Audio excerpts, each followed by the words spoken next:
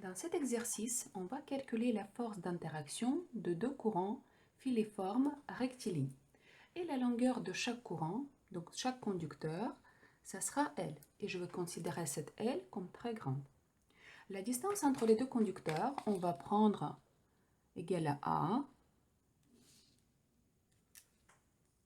Et d'abord, on va calculer la force avec laquelle I1 agit sur I2. Donc, notre objet d'étude, c'est I2. La force élémentaire de Laplace s'écrit pour I2, ça sera dF, je vais marquer la force élémentaire I1, I2, est proportionnelle au courant I2 qui circule dans notre objet d'étude, produit dL, donc le vecteur dL, du segment d'un élément de courant dL. J'attire votre attention que le sens et la direction de ce dL est le même que le sens et la direction de I2, produit vectoriel du champ B qui est défini, va être défini en ce point où se situe ce segment dL. Donc je vais marquer le point P. Donc B au point P. Donc c'est une force élémentaire de Laplace avec laquelle le champ B agit sur un élément de courant dL. Comme le générateur de ce champ magnétique extérieur, on prend ce courant I1 car il n'y a pas des autres sources du champ magnétique B. Donc, pour cela, d'abord, on va calculer le champ magnétique au point P. Nous avons notre générateur de champ magnétique, c'est le courant I1. Nous avons le point P qui se situe à la distance A de ce conducteur parcouru par le courant I1. On considère ce conducteur, donc c'est le conducteur filiforme rectiligne et infini, et nous avons déjà démontré dans une des vidéos précédentes que dans ce cas, le champ B au point P, donc le sens et la direction, on applique la règle de tire-bouchon, donc le champ B est entrant, et donc je vais marquer ici U θ, donc le sens et la direction, U θ, et l'intensité de ce champ B, créé par un conducteur filiforme rectiligne infini, donc la longueur est très grande, ça sera μ0 divisé par 2 pi a, où a c'est la longueur de ce projeté orthogonal du point P où on cherche à calculer le champ magnétique, sur ce conducteur parcouru par le courant I1. Et on n'oublie pas fois I1, donc le courant qui produit ce champ magnétique B. Donc j'attire votre attention que ce champ magnétique dépend uniquement de la distance qui sépare ce conducteur parcouru par I1 et le point où on cherche à calculer le champ. C'est-à-dire que si on prend tous les points qui se situent à la même distance, donc c'est le cas de tous les points de ce fil I2, le champ magnétique créé par I1 en tous les points de ce conducteur I2 sera le même. Donc, je vais réécrire cette force élémentaire de Laplace. dF I1 I2, ça sera donc I2 fois μ0 I1, 2 pi A, fois dL.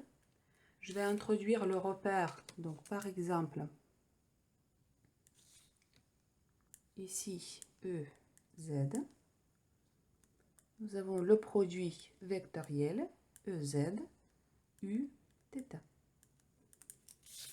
Dans ce cas, pour retrouver déjà le sens et la direction, nous pouvons soit calculer le produit vectoriel, soit appliquer la règle de la main gauche. Donc, en tout point de ce conducteur, le champ B sera entrant dans ma feuille. Donc, je positionne mes doigts de cette façon-là. Donc, les doigts vont montrer le courant. Le champ B entre dans la pomme. Dans ce cas, mon pouce va montrer le sens et la direction de cette force avec laquelle I1 agit sur I2. Donc, la force de la place avec laquelle I1 agit sur I2 a ce sens et la direction. I1, I2. Et je vais introduire le repère. Comme ça, supposons que c'est E, R. Donc la force élémentaire de la place, ce sera moins E, R, I2, I1, mu 0 divisé par 2 pi A fois dl. Maintenant, pour calculer la force résultante, il faut que j'intègre toutes les forces élémentaires.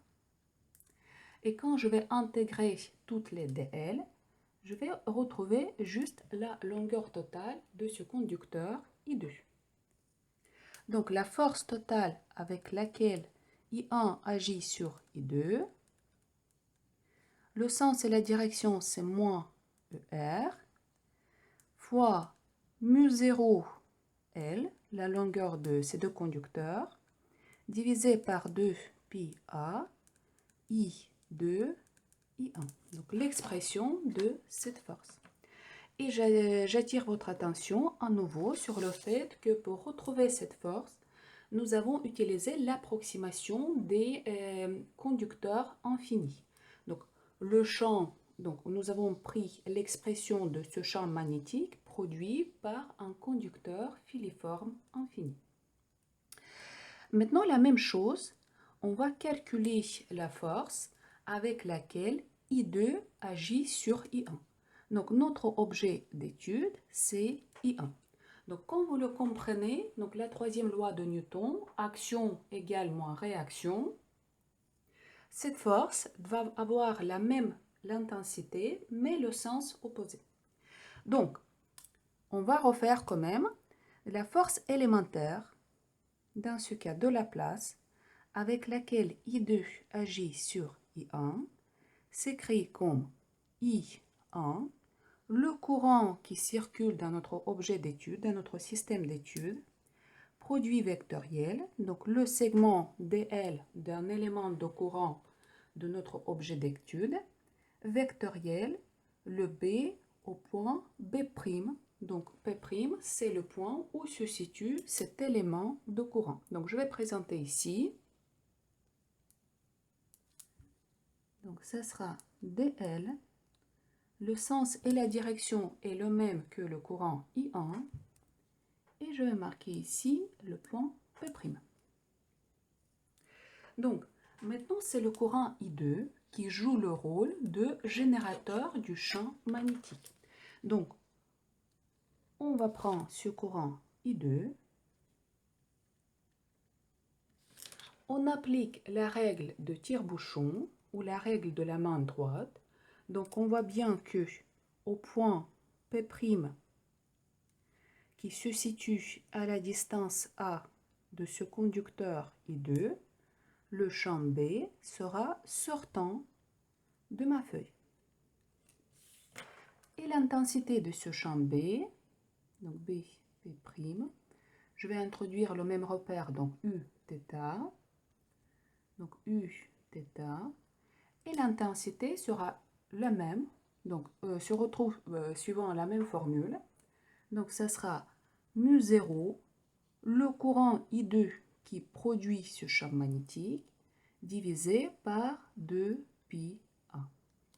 Dans ce cas, la force élémentaire de la place, je vais réécrire I2, I1, ça sera donc mu 0, I1, I2, divisé par 2 pi A, produit vectoriel, donc je vais sortir dl, Produit vectoriel, donc je vais prendre le même dz, donc EZ. Ici, pour ne pas se faire confondre avec Uθ qui était là, donc je vais mettre Uθ', donc Uθ'. Et ça sera donc EZ vectoriel Uθ'. Donc tout de suite, soit je calcule le produit vectoriel tel quel, soit j'applique la règle de la main gauche pour retrouver le sens et la direction de la force de la place avec laquelle I2 agit sur I1. Donc, je vais redessiner. Ici, nous avons donc notre objet d'étude I1. Donc, en segment, un élément de courant DL. Donc, le champ B est sortant. Dans ce cas, j'utilise ma main gauche pour retrouver le sens et la direction de cette force de la place. Donc, mes doigts vont montrer le sens et la direction du courant. Le champ B va entrer dans ma paume. Et après, donc, mon pouce va montrer le sens et la direction de cette force de la place. Donc, la force de la place a ce sens et la direction. Donc, F, I2 sur I1.